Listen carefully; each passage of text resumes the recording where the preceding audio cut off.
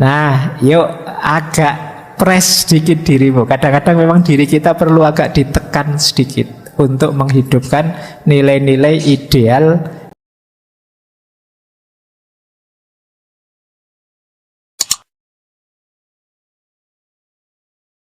Nah, sebenarnya model hidup minimalis itu nanti tinggal ditata motifnya, niatnya, dan orientasinya. Itu sudah bisa menjelma jadi gaya hidup asketis. Sama-sama tidak berlebihan, tidak mubadir, tidak hidup secara hidup yang secara rapi, tertata. Sama-sama seperti itu. Itu kalau nawaitunya lillahi ta'ala, biar saya tidak repot oleh banyak hal sehingga bisa lebih dekat kepada Allah, maka minimalisme tadi itu menjelmalah jadi asketisme. Berarti kuncinya nanti di motifnya, cara berpikirnya, world view-nya.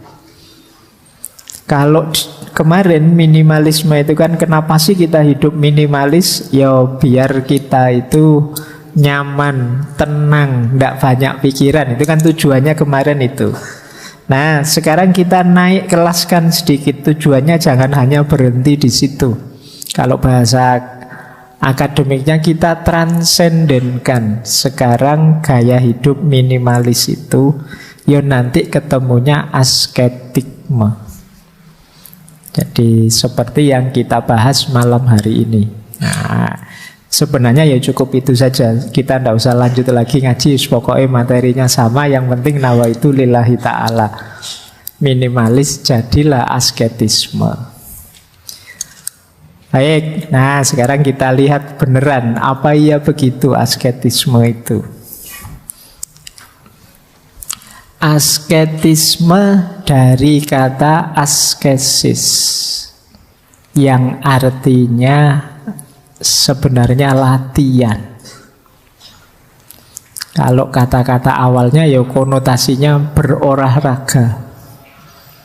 Coba ini makna harafiahnya ya, jangan nanti kalian mau melakukan apa, saya mau asketik pak, jalan pagi misalnya. Kalau sekarang tidak populer istilah itu ya, kalian pakai istilah biasa saja lah. Tapi memang aslinya itu. Makanya kalau dalam Islam itu kalian melakukan banyak upaya mendekat ke Allah, membentuk jiwamu biar bersih, jernih sehingga dekat ke Allah. Itu kan bahasa Arabnya riyadoh. Riyadoh itu ya kalau diterjemahkan letterlek sama, latihan. Jadi persis dengan kata-kata asketik ini. Jadi secara kata-kata itu. Cuma nanti secara istilah asketik itu gaya hidup berpantang. Gaya hidup menjauh dari keramaian, kenikmatan dunia demi tujuan-tujuan yang dianggap lebih tinggi. Nah, itu gaya asketik. Mungkin teman-teman ingat kalau orang Jawa punya istilah tirakat. Nah, orang tirakat itu gaya hidup asketik. Sebenarnya mungkin tirakat itu ya dari bahasa Arab juga. Taroka yatruku, meninggalkan. Nanti ini sebenarnya diserap juga dalam bahasa Indonesia. Kalau teman-teman baca buku, misalnya ada istilah bertarak. Bertarak itu berarti gaya hidup meninggalkan sesuatu. Nah, jadi ini maknanya memang gaya hidup asketik itu gaya hidup tirakat. Gaya hidup meninggalkan sesuatu, berpantang sesuatu, menjauh dari sesuatu demi tujuan yang lebih tinggi. Ini ada di semua agama. Di Islam ada, di Kristen ada, di Hindu ada, di Buddha ada. Hampir di semua agama ada. Para biarawan, biarawati, sufi, darwis, yogi, sanyasi, ada semua. Gaya hidup model asketik ini. Makanya tadi bahasa saya, ini gaya hidup yang banyak diidealkan. Kalian kan senang baca cerita-ceritanya para sufi yang tidak suka dunia, yang menjauh dari dunia dan lain sebagainya. Ya senang baca saja, kalau menjalani kan tidak mudah, tidak gampang. Ini kalau usia kita dan model-model kita ini mungkin ya abot. Disuruh tirakat ya sulitnya setengah mati. Wong tirakat meninggalkan gadget HP, mbok yo sehari kita puasa HP 2-3 jam saja lah, itu yo beratnya setengah mati. HP itu lepas dari genggaman kalau kita pas ketiduran. Iya kan? Bahkan tidak tidur kita kan, mau tidur itu kan pegang HP sampai ketiduran. Jadi kadang-kadang malah tidak bisa tidur karena pegang HP, terus penasaran, terus habis lihat TikTok yang ini kok yo penasaran selanjutnya apa, lihat lagi selanjutnya apa lagi, tidak berhenti-berhenti.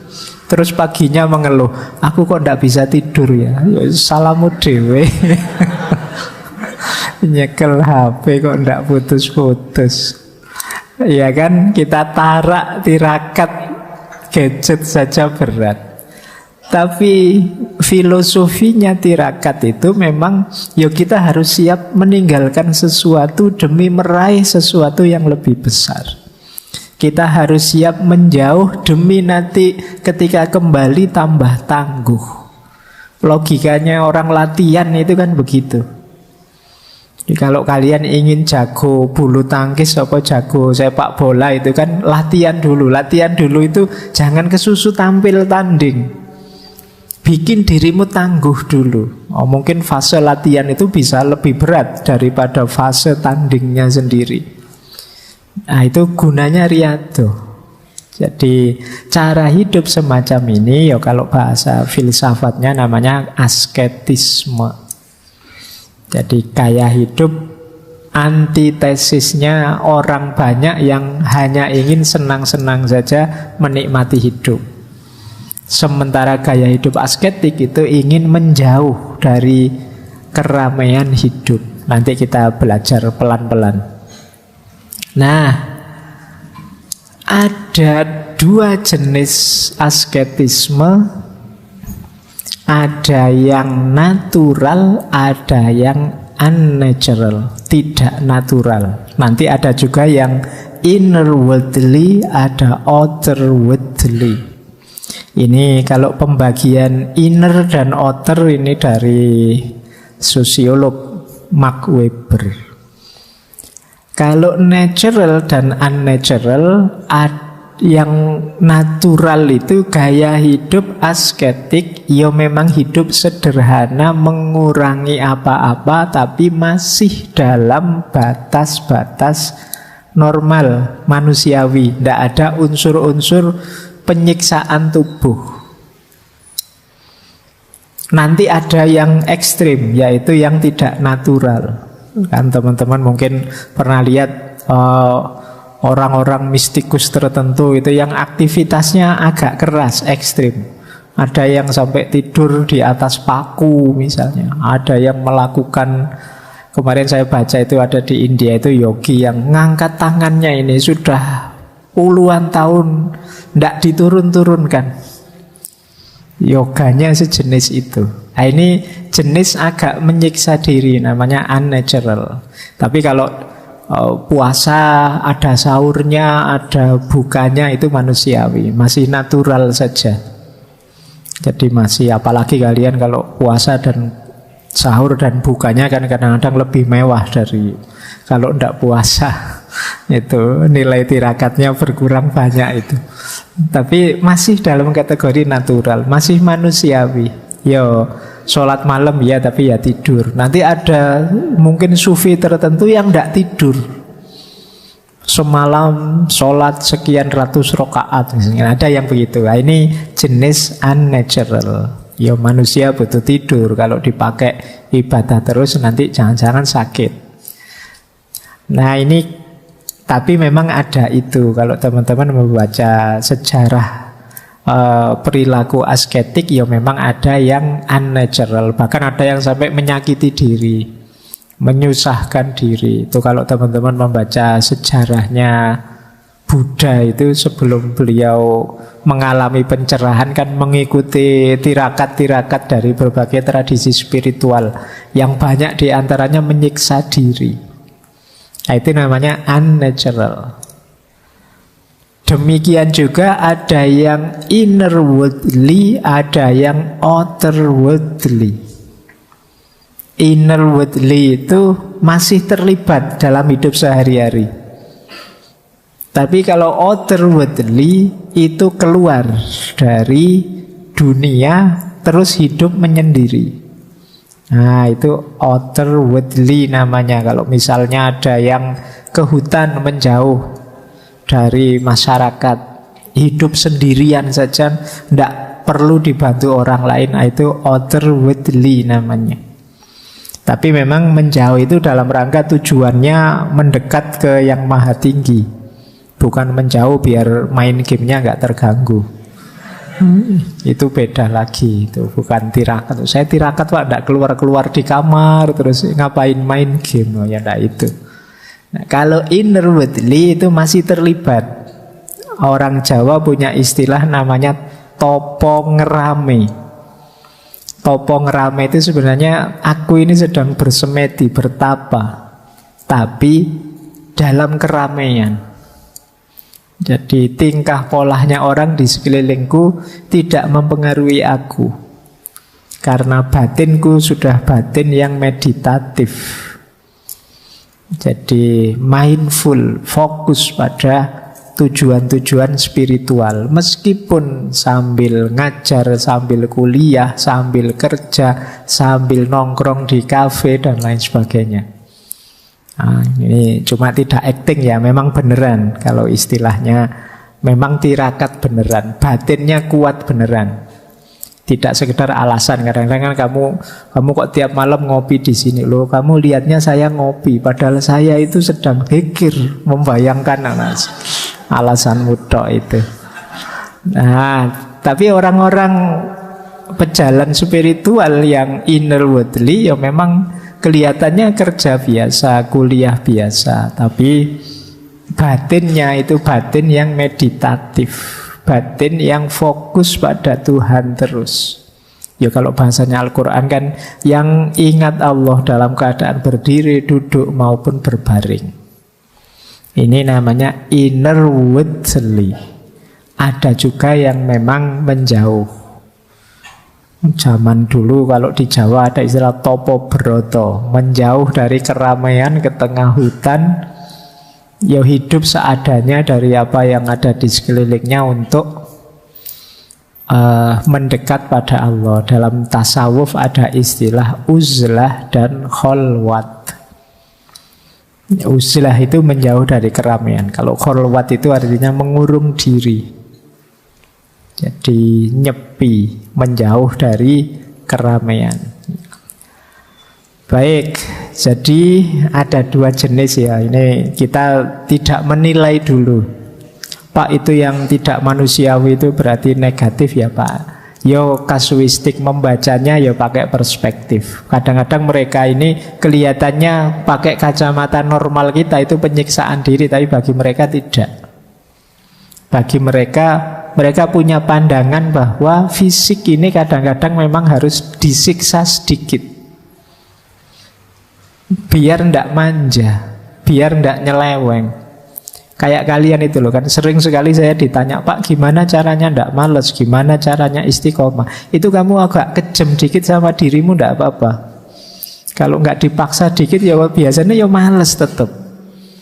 Istiqomah sulit. Saya pengen istiqomah tiap pagi baca buku misalnya. Itu godaannya banyak. Agak menyiksa. Pak, diri kita kok dipaksa tuh Pak? Iya, kalau nggak dipaksa manja kadang-kadang. Pingin enak terus. Nyari alasan aja. Lu kemarin kan janjinya tiap pagi baca buku.